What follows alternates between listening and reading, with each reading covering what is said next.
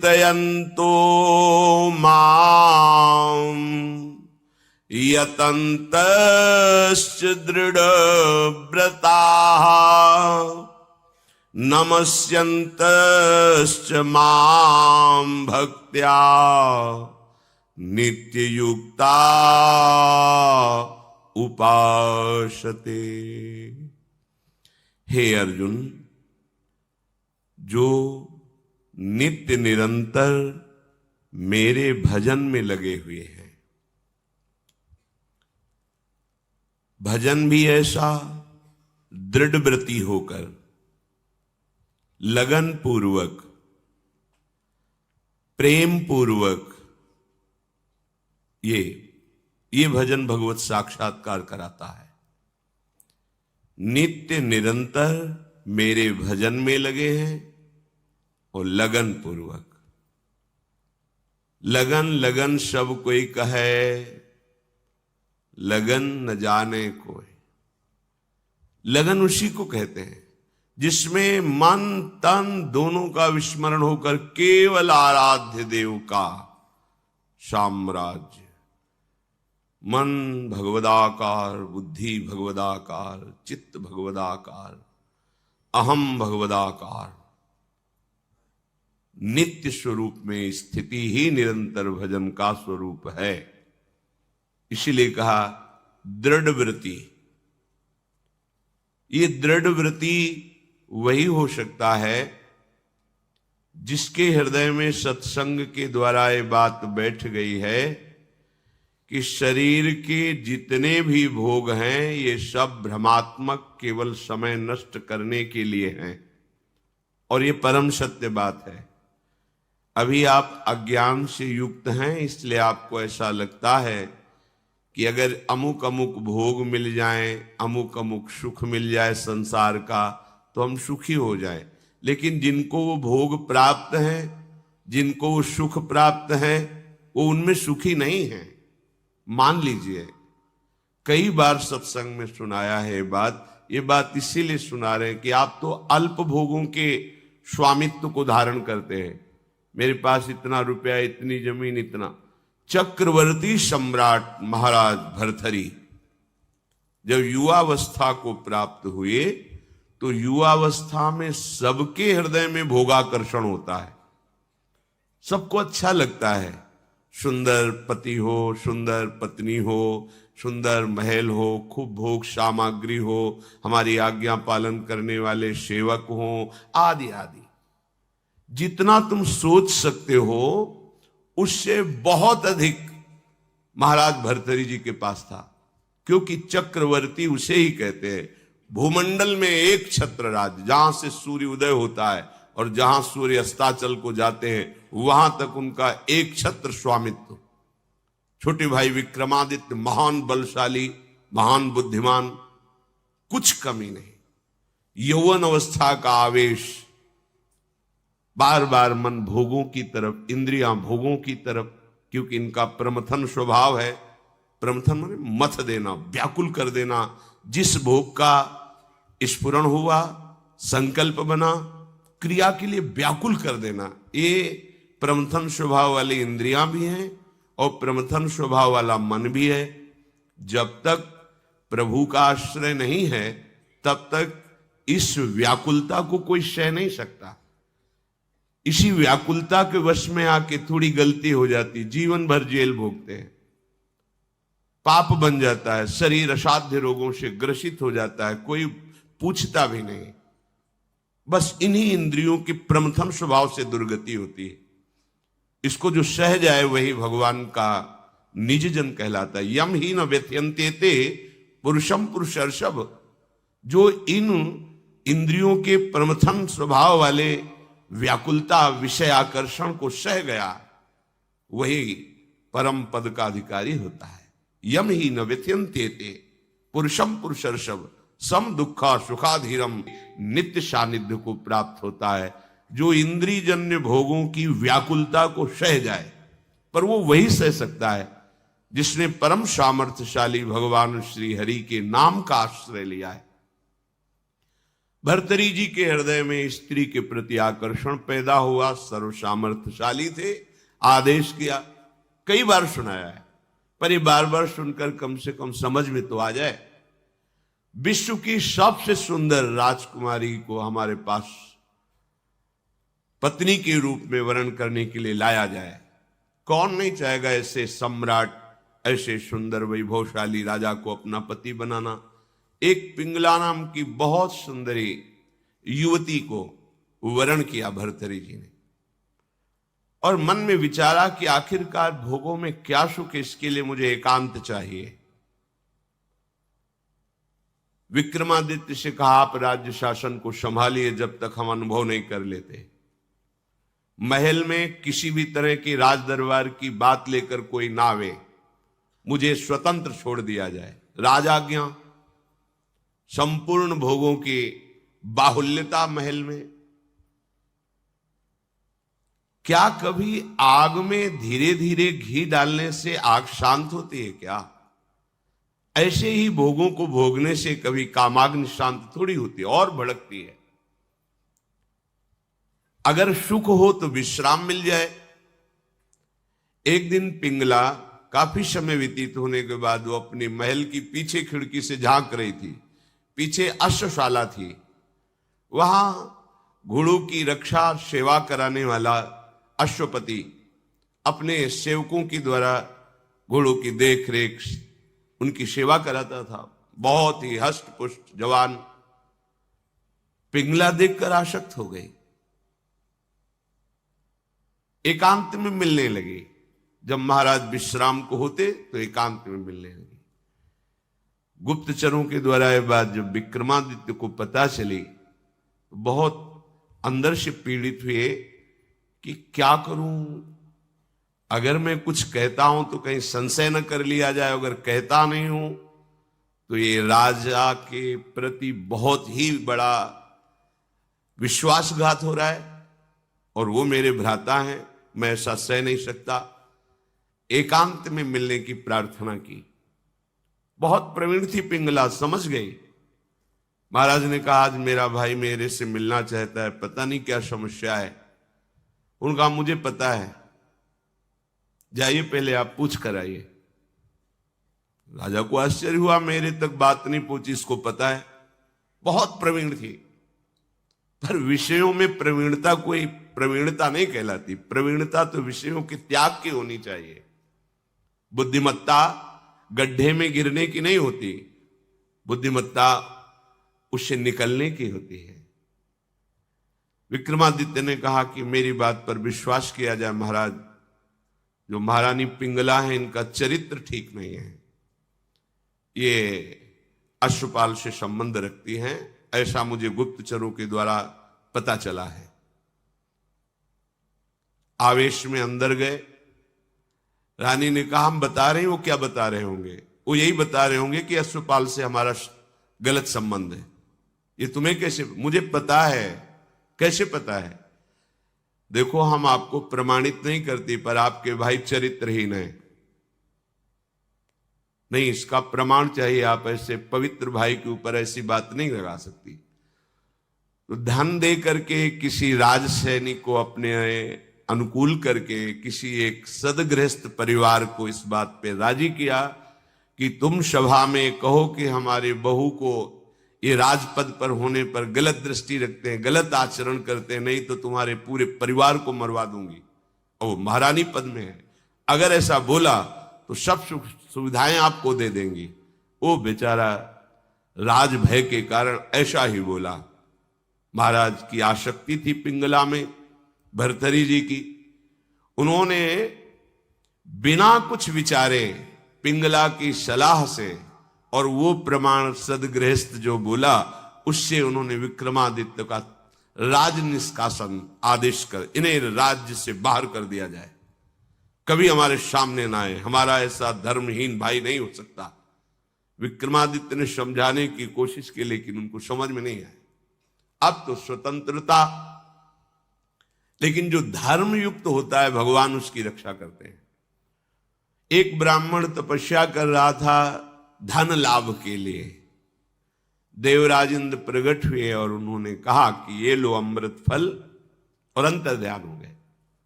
ब्राह्मण ने कहा वैसे ही दरिद्र हूं, भूखे मर रहा हूं, अमर होके क्या करूंगा, मुझे तो धन चाहिए था। तो चलो विचार आया भगवत प्रेरणा से कि ये फल हम महाराज भर्तरी जी को दे देते हैं। अगर धर्मात्मा राजा बहुत काल तक अमर रहेगा तो प्रजा सुखी रहेगी। राज दरबार में तपस्वी ब्राह्मणों के लिए कहीं कोई रोक टोक नहीं थी। वो गए महल में, मिलने की आकांक्षा की, तुरंत आदर सहित महाराज भर्तरी उपस्थित हुए। आज्ञा कीजिए। और उनका हमने तपस्या की थी धन प्राप्ति के लिए, पर मिला ये मुझे अमृत फल, क्या करूंगा अमर होकर, वैसे ही गरीब हूं। हमारी इच्छा है कि आप जैसे धर्मात्मा राजा यदि अमर रहेंगे तो प्रजा का पुत्रवत पालन करेंगे, और मुझे धन चाहिए तो आप धन दिला दीजिए और ये अमर फल ले लीजिए। अविश्वास की कोई गुंजाइश नहीं थी, क्योंकि तपस्वी ब्राह्मण थे। महाराज भर्तरी ने आदेश किया जितना ये धन चाहे इनको दे दिया जाए। अमर फल लेकर एकांत में विचार किया कि मेरा संपूर्ण मन तो पिंगला में लगा हुआ है, मैं अमर होकर क्या करूंगा। यदि पिंगला अमर हो जाए तो जब तक जीवित रहूंगा ये हमारे साथ रहेगी। पिंगला को बुलाया और कहा महारानी ये फल खा लीजिए, हमारे देश के ब्राह्मण की तपस्या से ये अमर फल मिला है, इससे तुम मरोगी नहीं, अमर हो जाओगी। उनका आपको पता है कि अमर फल ऐसे नहीं पाया जाता, स्नान आदि करके देवार्चन करके हम पा लेंगे, दे दीजिए। ले लिया। पिंगला ने विचार किया कि अगर मेरा मित्र अश्वपाल अमर हो जाए तो फिर हमारा मिलन होता रहेगा। एकांत में जब अश्वपाल मिला तो उसको अमर फल दे दिया कि तुम पालो इसे। उसने भी कहा हम पालेंगे, लेके चला गया। और उसकी परम आसक्ति थी महाराज के दरबार की नर्तकी वैश्या से। नवयुवती अत्यंत सुंदर। उसने उस वैश्या को बुलाया अश्वपाल ने और कहा कि ये अमर फल मुझे प्राप्त हुआ है, मैं अमर होके क्या करूंगा, मेरी आसक्ति तो तुम्हारे में है, तुम इसे पालो, अमर हो जाओगी। तो जब तक मैं जीवित रहूंगा तुम्हें देखता रहूंगा, तुमसे मिलता रहूंगा। वैश्या ने फल ले लिया। वैश्या ने विचार किया मैं जिस दरबार की नर्तकी हूं तो अमर होकर क्या करूंगी, नाचती ही तो रहूंगी। अगर मेरा महाराज अमर रहे तो अच्छा रहेगा।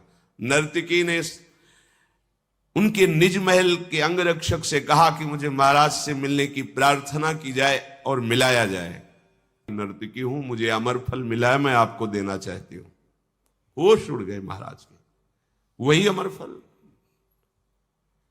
वैश्या से कहा कि तुम्हें किसी भी तरह का दंड नहीं दिया जाएगा, पर तुम सत्य बोलो, ये अमर फल कहां से प्राप्त हुआ है। उनका ये अमर फल मेरा एक मित्र है जो राज परिवार के घोड़ों की सेवा कराता है, अश्वपति, उसने हमें दिया है। और वो महल के पीछे ही था अश्वशाला। महाराज समझ गए। उसको बुलाया अश्वपति को और कहा भाई वैसे तो खड़े खड़े हम तुम्हारे सैकड़ों टुकड़े करवा सकते हैं, पर हम तुम्हें क्षमा करते हैं यदि तुम हमें सच्ची बात बता दोगे कि तुम्हें अमर फल कहां से प्राप्त हुआ है। डरते हुए भयभीत होकर उसने कहा महारानी पिंगला ने दिया है।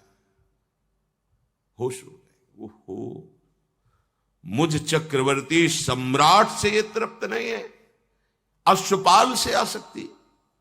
अश्वपाल महारानी पिंगला से आसक्त नहीं, वैश्या से। धिक्कार है इस काम को। सभा में कलम पधार रहे ऐसी घोषणा कर दी जाए और गुप्तचरों को भेजा कि विक्रमादित्य जहां भी किसी भी जंगल में कहीं भी खोज कर लाए जाए, हम उनसे क्षमा याचना करेंगे। वो मेरे भाई हैं, मेरे से गलती हो गई। गुप्तचरों को पहले से ही पता था कि वो कहां हैं। विक्रमादित्य को भी बुलाया गया सभा में। भर्तरी जी पहुंचे और कहा पिंगला को उपस्थित किया जाए। राज आज्ञा, तुरंत पिंगला जी को उपस्थित किया गया। बोले मेरे देश के ब्राह्मणों की तपस्या का फल संपूर्ण प्रजा और राज्यसभा देखे, मैं अपनी तलवार से रानी का गला काटूंगा पर वो मरेगी नहीं, क्योंकि इसने अमृत फल खाया है। और तलवार खींचा, जे ही प्रहार करो, चीख पड़ी, नहीं महाराज रुकिए। क्यों? तुम्हें संशय है? अमृत फल मिथ्या नहीं हो सकता। उनका मैंने पाया नहीं। क्या किया? अश्वपाल को दे दिया, क्योंकि मेरी आसक्ति अश्वपाल से। कुछ न किसी से फिर नहीं बोले। राज मुकुट सिंहासन पर रखकर और कहा, विक्रमादित्य तुम इसका पालन करना, मैं ऐसे निकृष्ट संसार का आश्रय नहीं लूंगा। धिक्कार है, कैसा ये काम है जो मुझ चक्रवर्ती सम्राट से ये पिंगला तृप्ति का अनुभव नहीं कर पाई, विश्राम नहीं मान पाई।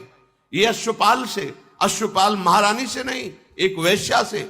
धिक्कार इस काम की वृत्ति को, धिक्कार इस झूठे संसार के प्यार को।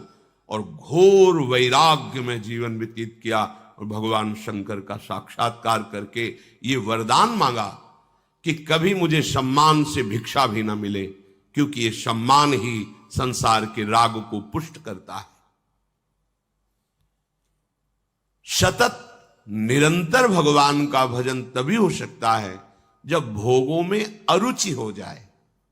हम भोगों को सत्य मान रहे हैं, मीठी मीठी बातें, छल कपट की बातें, अज्ञान की धरा में जहां सुख नहीं है, उन इंद्रियों में सुख का भाव, यही भजन नहीं होने देता।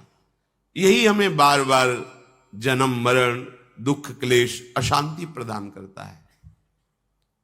सच्ची मानिए, आप विश्वास कीजिए, आपको प्रभु बहुत प्यार करते हैं, तभी आप सत्संग सुन पा रहे हैं, तभी आप भाग करके आए हैं, आपको प्रभु लाए हैं।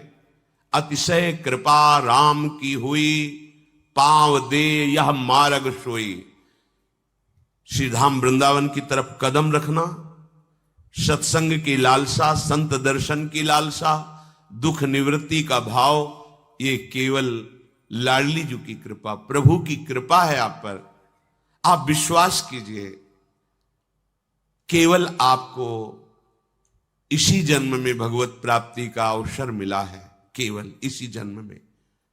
आप मत सोचिए कि आगे आपका भजन बन जाएगा। सत्य कहते हैं, आगे भजन का मार्ग कोई बोल नहीं सकता। देख लेना, ऐसा समय आएगा कि आप स्वतंत्र रूप से भगवत चर्चा नहीं कर सकते। भगवान कह रहे हैं, नित्य निरंतर दृढ़ता पूर्वक मेरे में जो लगे हुए हैं। आप जिन सुखों की तरफ जा रहे हैं, आप थोड़ा विचार कीजिए। हमारे प्रभु को कहा गया है आनंद सिंधु सुख राशि। उस आनंद समुद्र प्रभु के एक बूंद जैसे जल लो और ऐसे मारो तो कई कणों में विभाजित हो जाता है, उसको सीकर कहते हैं। उस एक सीकर से संपूर्ण त्रिभुवन में सुखाभास है। विचार कीजिए, जो आनंद सिंधु सुख राशि, सीकर तय त्रैलोक सुपाशी। पूरे त्रिभुवन को जो सुख का अनुभव हो रहा है, कहीं भी उस आनंद समुद्र के एक बूंद को ऐसे करो तो उसमें जो कई विभाग होते हैं, उस एक विभाग को सीकर कहते हैं। उस एक विभाग से संपूर्ण त्रिभुवन सुख का अनुभव करता है, यहां से लेके ब्रह्मलोक तक, नीचे के रसातल, तलातल, पाताल आदि लोक। आप सोचो, वो आनंद सिंधु जब मिलेगा तो कैसा सुख होगा। और जब तक वो नहीं मिलता है तो जैसे ओस के चाटने से प्यास नहीं बुझती, ऐसे भोगों के भोगने से तुम्हारी सुख की लालसा नहीं मिटने वाली। देख रहे हो, खूब भोग के देख रहे हो, बहुत जन्मों में भोग चुके हो। इसलिए दृढ़ व्रत जब तक तुम नहीं धारण करोगे, तब तक निरंतर भजन नहीं होगा।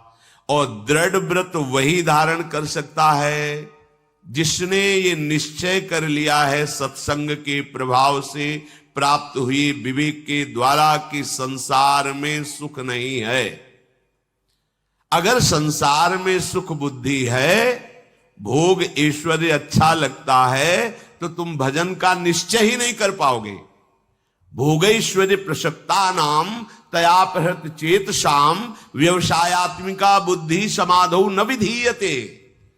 जिसका ऐश्वर्य और भोग में चित्त अपरित हो चुका है वो ऐसा निश्चय ही नहीं कर सकता कि भजन निरंतर करके भगवत प्राप्ति करना है। समाधौ न विधीयते।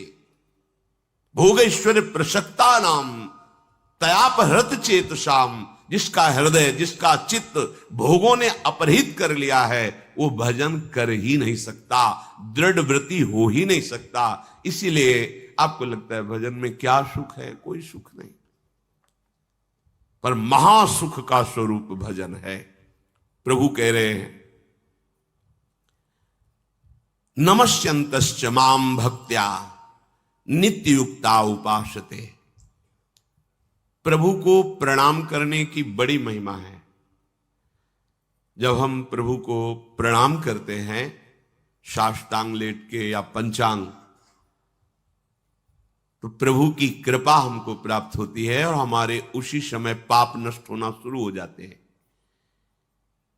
एकोपि कृष्ण कृतः प्रणामो दशाश्वमेधाव्रतेन तुल्यः दशाश्वमेधि पुनरेपि जन्मो कृष्ण प्रणामी न पुनर्भवाय। आहा, एक बार जो श्री कृष्ण के श्री विग्रह के सामने साष्टांग लेट जाता है उसे 10 अश्वमेध यज्ञ के अवभृत स्नान का फल प्राप्त होता है।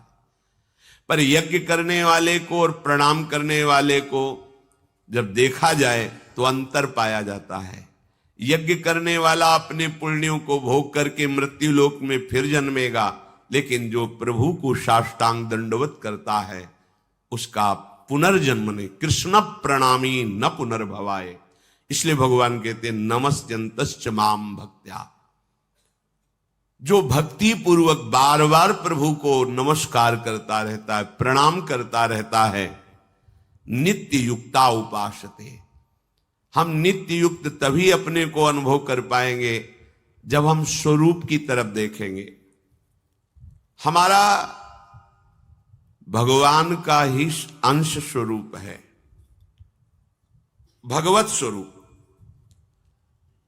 हम जीव इसलिए कहे, जीव एक तरह से कहना अपमान है, ध्यान देना। शरीर के आसक्ति के कारण मुझ भगवत स्वरूप को जीव कहा गया। जैसे रिक्शा चालक, ए रिक्शा, वो खड़ा हो गया,